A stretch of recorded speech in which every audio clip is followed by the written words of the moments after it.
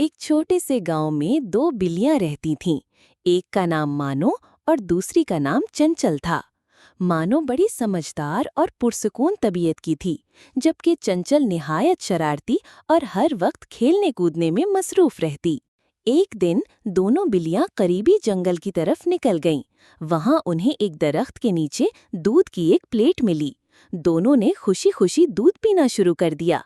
लेकिन जब आधा दूध रह गया तो दोनों में झगड़ा हो गया कि बचा हुआ दूध कौन पिएगा। अचानक एक बंदर वहां आ गया। वो बड़ा चालाक था। उसने कहा, मैं तुम दोनों के दरमियान इंसाफ करूंगा। उसने दूध को दो हिस्सों में बांटा, लेकिन हर बार एक हिस्सा थोड़ा कम होता। वो कम वाले हिस्से को बराबर करने के बहाने दूसरा हिस्सा थोड़ा सा पी लेता।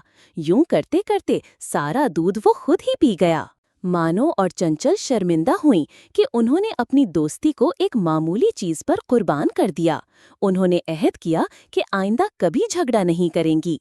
इस दिन के बाद दोनों बिल्लियां और भी अच्छी दोस्त बन गईं और हर चीज आपस में बांटकर खाने लगीं। अखलाकी सबक। लालच और झगड़ा हमेशा नुकसान का बायस बनते हैं। दोस्ती में बर्दाश्त और बांटना जरूरी है। एक छोटे से गांव में दो बिल्लियां रहती थीं। एक का नाम मानो और दूसरी का नाम चंचल था। मानो बड़ी समझदार और पुरसकून तबीयत की थी, जबकि चंचल निहायत शरारती और हर वक्त खेलने कूदने में मसरूफ रहती। एक दिन दोनों बिल्लियां करीबी जंगल की तरफ निकल गईं। वहां उन्हें एक दरख्त के नीचे दूध की एक प्लेट मिली। दोनों ने खुशी खुशी दूध पीना शुरू कर दिया।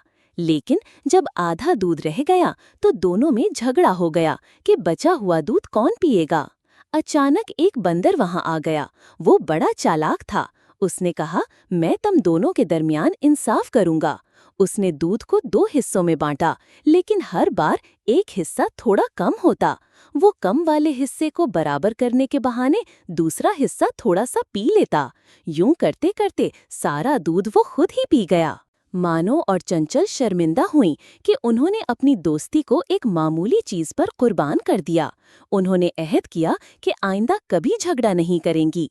इस दिन के बाद दोनों बिल्लियां और भी अच्छी दोस्त बन गईं और हर चीज आपस में बांटकर खाने लगीं। अखलाकी सबक। लालच और झगड़ा हमेशा नुकसान का बायस बनते हैं। दोस्ती में बर्दाश्त और बांटना जरूरी है।